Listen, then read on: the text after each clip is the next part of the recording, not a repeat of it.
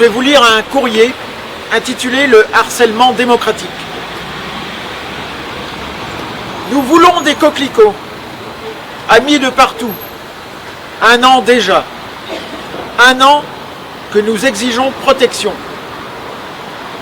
1 an que nous labourons le terrain pour rappeler cette évidence. Nous avons le droit de vivre dans un environnement sain.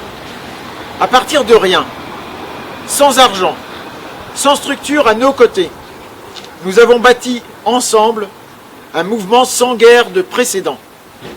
Horizontal, démocratique, combatif et, osons le mot, heureux. Mais ce n'est qu'un début. Et même si ce mot a été servi à toutes les sauces, il reste le bon. Au moment où commence la seconde année, à l'heure où la fatigue peut se faire sentir, nous devons tous serrer les rangs. Nous ne travaillons pas seulement pour nous, mais pour les gosses, les oiseaux, les abeilles, les papillons, l'eau et l'air que tous respirent. Chemin faisant, nous avons été rejoints par près d'une centaine de maires courageux qui ont osé prendre des arrêtés contre les pesticides. Et cela fait du bien, merci à eux. Mais ce que nous voulons, c'est la fin totale de ce système criminel, pas son aménagement. Tant qu'il durera, il tuera.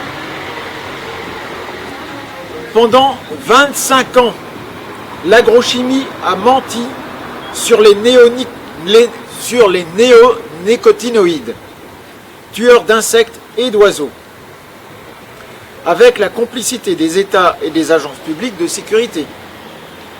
Une génération entière s'est battue en vain, et maintenant que les néoniques sont interdits, d'autres sont déjà sur le marché qui ont les mêmes effets. Avec l'affaire des pesticides SDHI, une opportunité sans égale nous est offerte. 1. Faire éclater au grand jour que notre grande agence de protection, l'ANSES, a partie liée avec le lobby des pesticides. 2. Empêcher que se réalise la catastrophe dénoncée par des scientifiques qui ont prouvé l'extrême dangerosité de ces fongicides. Les affiches que vous pouvez commander gratuitement sur le site des Coquelicots sont là pour ça. Organisez-vous pour les coller partout où cela fait sens. Si nous sommes assez nombreux à harceler démocratiquement toutes nos autorités, jusqu'à nos conseillers municipaux, il est possible d'obtenir dans les mois qui viennent le retrait du marché de ce nouveau poison. C'est maintenant, où nous n'aurons plus tard que nos yeux pour pleurer une nouvelle tragédie. Ne l'oubliez pas, nous ne sommes pas là pour témoigner de l'ampleur du désastre. Nous sommes là pour effacer ensemble 70 années d'une folle pratique agricole, construire notre avenir alimentaire et renouer avec la beauté du monde. Haut les cœurs! Et je vous conseille de lire absolument Et le monde devint silencieux par Stéphane Foucard, édition Le Seuil, consacré à la tragédie des néonicotinoïdes, excusez-moi du peu, ainsi que Le crime est presque parfait, par le fameux Fabrice Nicolino, édition LLL, consacré au SDHI.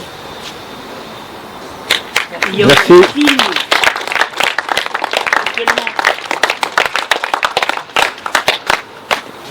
En déroulé, la dernière fois on avait évoqué Un courrier qu'on avait déjà envoyé avec tous les signataires qui avaient bien voulu se mettre derrière, adressé à la mairie de Saint-Brieuc pour que le conseil municipal fasse sien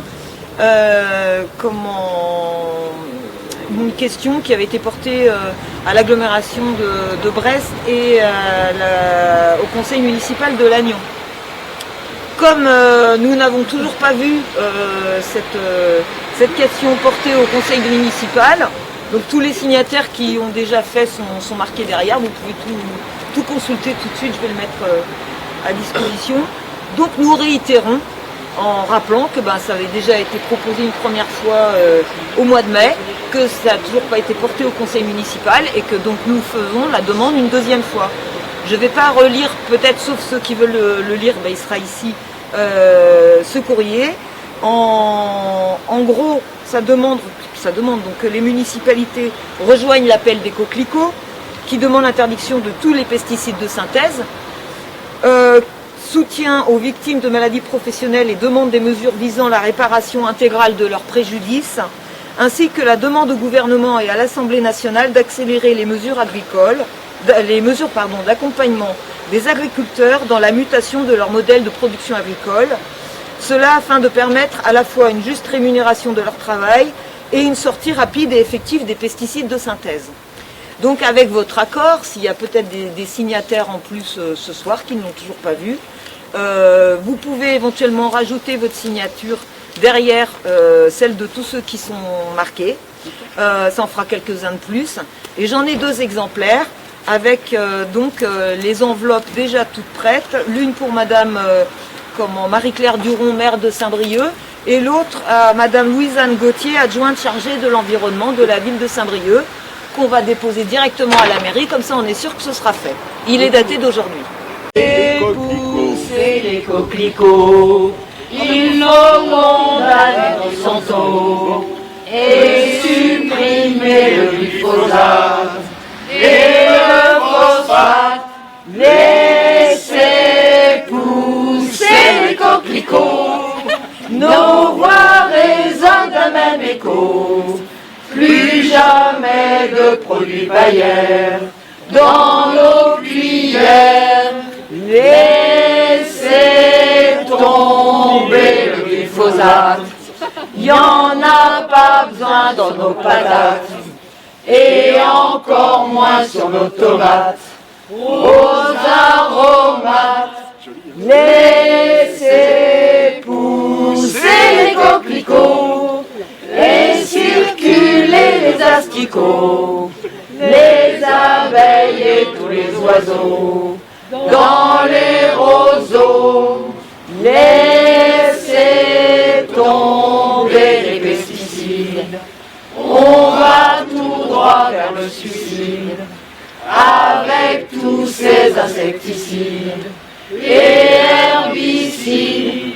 Laissons pousser les coquelicots, disons tous non à Monsanto. Arrêtons vite tous ces toxiques, ça devient tragique. Laissons pousser les coquelicots et les bleuets près des ruisseaux, avant qu'il ne soit bien trop tard pour nos marmots. Laissons pousser les coquelicots et les bleuets près des ruisseaux, avant qu'il ne soit bien trop tard pour nos